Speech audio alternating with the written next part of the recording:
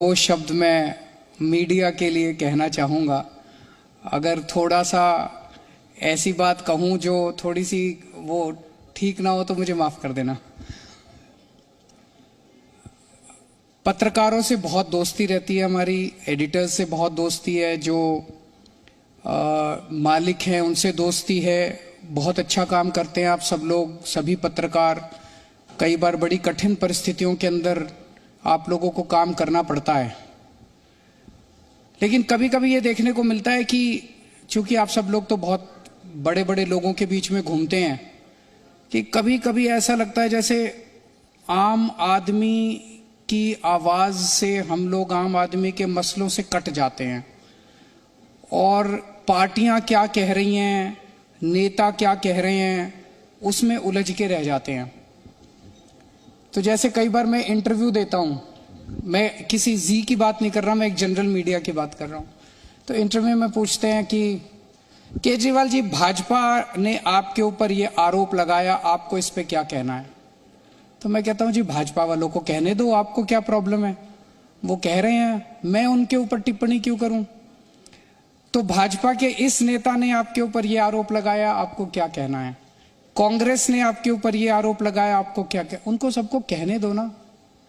जनता क्या कह रही है, हमें इसके ऊपर सोचने की जरूरत है, ये बहुत जरूरी है। अभी पंजाब चुनाव के दौरान मुझे याद है, एक दिन पंजाब चुनाव के दौरान आपने देखा होगा, मैं और भगवंत मान जी एक साथ इंटरव्यू दिया करते थे टीवी चैनलों को। हम दोनों बैठते थे, उनके एंकर बैठते थे, हम दोनों से प्रश्न किया करते थे। एक दिन मैंने और भगवंत ने डिसाइड किया कि हम दूसरी पार्टियों का कोई भी आरोप अगर पूछा जाएगा तो हम जवाब नहीं देंगे। हम जवाब तभी देंगे जब जनता के मसले पे बात होगी। तो इंटरव्यू शुरू हुआ। उन्होंने पूछा, जी आपके ऊपर कांग्रेस ये आरोप लगा रही है। हमने कहा जी हमें कुछ नहीं कहना, कांग्रेस को लगाने दीजिए आरोप। चन्नी साहब ये आरोप लगा रहे हैं, आपको क्या कहना? हमने कहा जी हमें चन्नी साहब के आरोप का कोई जवाब नहीं देना। बीजेपी वाले आपके ऊपर ये आरोप लगा रहे हैं फलाना। तो हमने कहा जी हम जनता के मुद्दों पे बात करेंगे, जनता को कोई मुद्दा हो तो बताओ। एंकर सारे चुप हो गए, जनता का मुद्दा ही नहीं पता था। फिर हमने कहा कि हम आपको बताते हैं जनता के क्या मुद्दे हैं। हर आदमी चाहता है मेरे बच्चों को अच्छी शिक्षा मिले। तो क्या आप मानते हो पंजाब में स्कूलों की हालत खराब है? तो वो बोले हाँ जी खराब है। तो हमने कहा जी हमसे पूछो स्कूल कैसे ठीक होते हैं। क्या आप मानते हो अस्पतालों की हालत खराब है? बोले हाँ जी खराब है। मैंने कहा हमसे पूछो अस्पताल ठीक कैसे किए जाते हैं। जनता के मुद्दे कई बार हम भूल जाते हैं और बयान प्रतिबयान तर्क कुतर्क, इसी के अंदर पूरी राजनीति और पूरा हमारा मीडिया स्पेस घूमता रहता है। लोगों को कोई लेना देना है नहीं है कि वो इसको क्या गाली दे रहा है, फिर बदले में उसने उसको क्या गाली दी, इसने उसको क्या। गाली गलौज की राजनीति से देश भी तरक्की नहीं करता और जनता को भी कोई लेना देना नहीं है। मैं आपको एक उदाहरण देता हूं। आजकल तो टीआरपी का जमाना है, सारा टीआरपी से चलता है, जिसकी टीआरपी ज्यादा उसका वही सिकंदर। तो टीआरपी बढ़ाने की एक छोटा सा मैं मंत्र देता हूं। 2005 या 6 की बात है, हम उस टाइम में दिल्ली की झुग्गियों में, सुंदर नगरी की जो झुग्गियां, वहां झुग्गियों में एक एनजीओ में काम किया करता था। राशन की कई राशन वाले, कुछ राशन वाले राशन की चोरी किया करते थे, गरीबों के राशन की चोरी। तो हमने आरटीआई डाल के उनके सारे रिकॉर्ड्स निकलवाए। तो पता चला कई राशन वालों ने जनता के झूठे अंगूठे के दस्तखत लगा लगा के, अंगूठे लगा लगा के राशन की चोरी कर रखी है। हम जनता के पास गए, जनता से पूछा, जनता बोली जी मैं तो राशन ही नहीं लेके आया, ये मेरा झूठा अंगूठे का निशान है, ये झूठ चोरी की हुई है उसने। मैं वो सारे रिकॉर्ड लेके एक टीवी चैनल के एडिटर के पास गया। उस टाइम मुझे कोई भी नहीं जानता था। मैंने कहा जी ये बहुत बड़ी चोरी है, राशन की चोरी है, इसको जरा दिखा दीजिए आप अपने चैनल पे।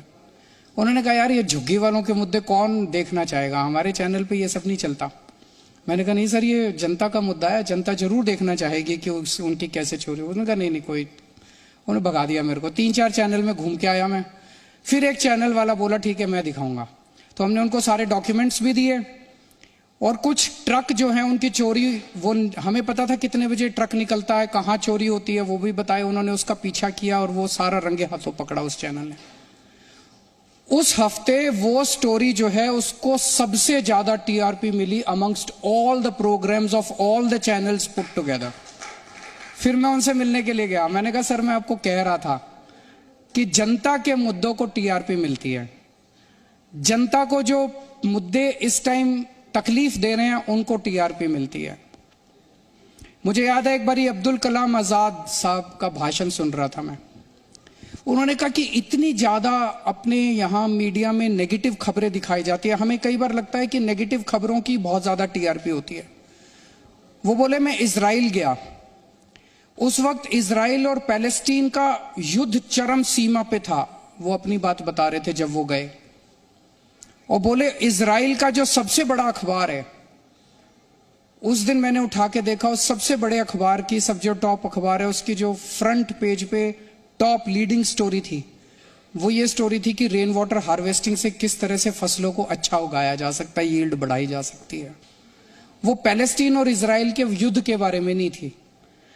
तो मुझे लगता है कि पॉजिटिव स्टोरी दिखाना, सही स्टोरी दिखाना, जनता के मुद्दों की बात करना, इसमें टीआरपी भी है और इसमें देश की भलाई भी है। अब दिल्ली के अंदर हमने स्कूल इतने अच्छे कर दिए, पर चैनल्स को लगता है कि स्कूल दिखाने से टीआरपी नहीं आएगी। कोई नहीं दिखाता हमारे स्कूल, हम कहते रहते हैं स्कूल अच्छे कर दिए, जनता भी कहती है स्कूल अच्छे कर दिए, केजरीवाल ने अच्छे कर दिए, जनता ने वोट भी दिए स्कूलों पे, लेकिन ऐसे लगता है जैसे इस पे टीआरपी नहीं है। अस्पताल अच्छे कर दिए, इस पे टीआरपी नहीं है, दवाइयां दे रहे हैं, इस पे टीआरपी नहीं है। एक बार दिखा के तो देखो, दिल्ली के स्कूलों को दिखा के देखो, दिल्ली के अस्पतालों को दिखा के देखो, मैं आपको गारंटी दे रहा हूं आपको टीआरपी मिलेगी। तो आज आपने मुझे इस अवसर पे अपने बीच में बुलाया, इतना सम्मान दिया, इसके लिए बहुत बहुत शुक्रिया, और फिर से मैं पूरे जी ग्रुप को इस मौके पे बहुत बहुत बधाई देता हूं। Thank you so much.